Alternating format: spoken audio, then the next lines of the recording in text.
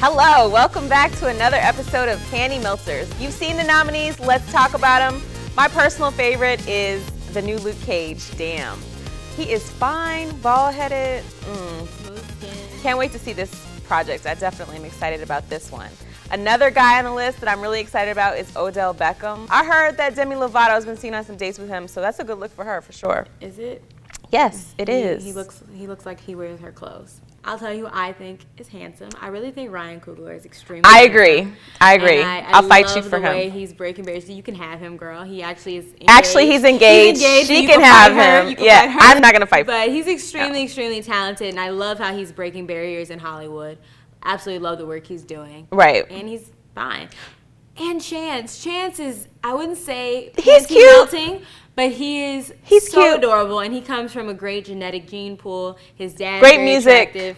His brother is attractive. His music's good. He does so much good work for the city. As long as we can agree, he's not really a panty melter. He's just a cutie. Now, classic panty melter, Michael Jordan, and he made himself even more attractive by showing his social activist side, something we've never seen in his entire career.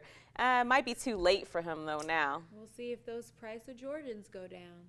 Ha. You know, that's not happening. Now, not everyone can be as attractive as these guys, but I'm sure Maura can find some redeeming quality in pretty much anybody.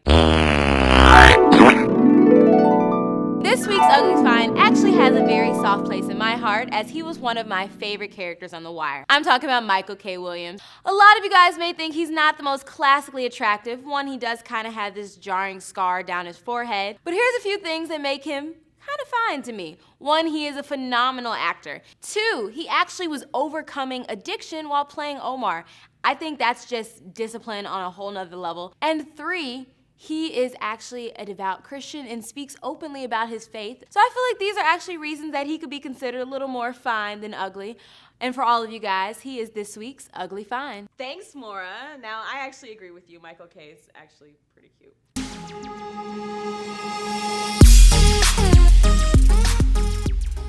For this week's current segment, we're going to talk about that guy, Mr. Pump It Up himself, Joey Budden. Not Joey Budden. Yes.